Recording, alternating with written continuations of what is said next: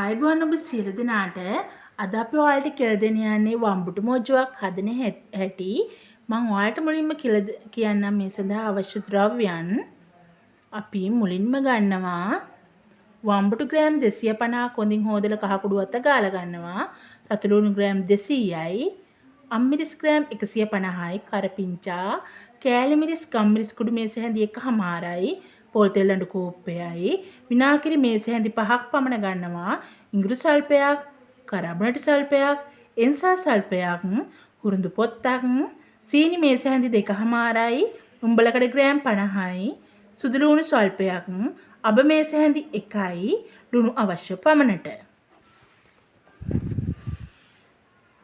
ඉතින් අපි පළමුව කරන්න යන්නේ හොඳින් රත් වූ තාච්චියකට අපි මුලින්ම තෙල් ටික දාගන්නවා.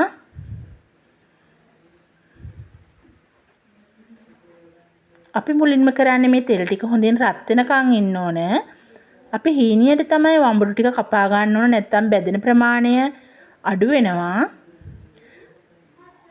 හොඳින් රත් වෙච්ච පොල් තෙල් ටිකට වම්බුරු ටික අඩු කර ගන්නවා. හැබැයි අපි මේක ගන්නේ කොටස් දෙකකට තමයි. මේ විදියට හොඳින් බෙද ගන්නවා.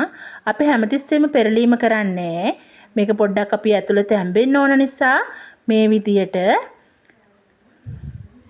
ගන්නවා. දැන් අපි මේක හොඳින් බැදිච්ච වම්බුටු ටික දැන් මේක අපි බෙදෙනවා. අපි ඒක මෙන්න මේ විදියට කඩදාසියකට අඩු කර ගන්නවා. මොකද කඩදාසියේ තෙල් උරා ගන්න නිසා අපි කඩදාසියකට තමයි මේක අපි බා ගැනීම කරගන්නේ. මොකද නැත්තම් තෙල් වැඩි වුණාන් පස්සේ අපිට වම්බුටු මෝජුව කන්න අපහසුයි. අපි හොඳින් බෙදෙන්න ඕන, අඩු ගින්දරේ බෙදෙන්න ඕන. දැන් අපි මේක බා ගන්නවා. මෙන්න මේ විදියට කඩදාසියකට අපි වම්බුටු ටික බා ගන්න. මම ඉස්සෙල්ලා ටිකක් මං කිව්ව නේද කොටස් දෙකකට අපි බෙදගන්නේ කියලා. මම පළවෙනි කොටස බෙදගත්තා.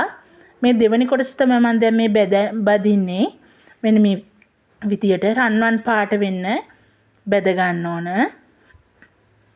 දැන් මම මේ ඔක්කොම මෙන්න මේ කඩදාසිය අඩු කරගත්තා. දැන් මම රතු ලුණු ටික දානවා. රතු ලුණු ටික නම් අපි ගොඩක් වෙලා බෙදෙන්න දෙන්නේ නැහැ. ඒක වෙන්නේ තැම්බීමක් වගේ දෙයක් විතරයි. මෙන්න මේ විදියට මේ අය පොඩක් එක පෙරලගෙන මෙන්න මේ විදියට අඩු කරගන්නවා. මෙන්න මෙහෙම අඩු කරගන්න ඕනි. ඊට පස්සේ මම අම්මිරිස් ටික දානවා. අම්මිරිස් ටික අපි ගොඩක් වෙලා ඒක බෙදගන්නේ නැහැ.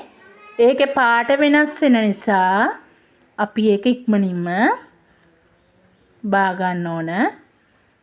මොකද මේ අපි ඔක්කොම කරන්නේ අඩු ගින්දරේ තමයි. මේ බලන්න ලස්සන පාටට මේ වගේ බෙද ගන්න ඕනි. අන්න එහෙම බෙද ගන්න ඕන. ඊට පස්සේ මම බෙද ගන්නවා කරපිංච ටික. මෙන්න මේ විදියට. ඒ හැම දෙයක්ම අපි ගොඩාක් වෙලා කළු පැහැවෙනකන් අඳුරු පැහැවෙනකන් බෙදගන්නේ නැහැ. අපිට ලස්සන පාට විශේෂයෙන්ම වැදගත්. අපි මෙන්න මේ විදියට ඉක්මනින්ම වැඩි වෙලා මේ අඩු ගින්දරේ මෙන්න මේ විදිහට පාට වෙනස් වෙන්නේ නැති වෙන්න බෙද ගන්න ඕන. එහෙම කළා අපි දැන් ඔන්න බෙද ගත්තා. ලස්සන අපිට රස වගේම ලස්සනත් වැදගත්. කෑම වල හැඩය රසය වගේම මේ ලස්සන හුඟක්ම වැදගත්. එතකොටනේ අපිට කෑම රුචියක් ඇති වෙන්නේ. දැන් අපි ඊළඟට තියෙන මේ 3-5 ටික මේව කරගන්න තමයි අපි මේ රත් වෙච්ච මේ භාජනයට අපි දානවා විනාගිරි ටික. මං කිව්ව නේද ඔයාලට විනාගිරි විනාගිරි ටික දාලා දැන් රත් වෙලා තියෙන්නේ. විනාඩි 5ක් විතර එහෙම තියෙන් දීලා අපි විනාකිරි තමයි මේ දැන් අපි හදාන්නේ මේ පන්නේ ටික උයා ගන්නවා කියන්නේ. අන්න ඒක කරගන්න. මේ රත් වෙච්ච විනාකිරි ටිකට අපි දැන් දානවා රත් වෙලා දෙන්නේ අපි කෑලි මිරිස් ටික එකතු කරගන්නවා. මෙන්න මේ විදියට එකතු කරගන්නවා. ගම්මිරිස් ටිකත් අපි ඒකම එකතු කරගන්නවා. මොකද දැන් අපි මේ පන්නේ ටික උයා ගන්න හදන්නේ. මොකද මේ විනාකිරි වලින් තමයි අපි මේක හදාගන්නේ. මම දැන් ටිකක් කොහොම රත් වෙනකන් තියලා අපි එකට එන්සල් ටිකක් දානවා. එන්සල් ටික කරාබුනේ ටිකත් ඒකම මම දැම්මා. කුරුඳු පොතු කෑලි ටිකත් මම ඒකම දානවා. මේ රත් වෙච්ච විනාකිරි ටිකට තමයි අපි දැන් මේ සියලුම දේ කරගන්නේ. ඊට පස්සේ මම සුදු ලුණු ටිකත් ඉඟුරු ටිකත් එකතු කරගන්නවා. අබ ටිකත් එකතු කරගන්නවා.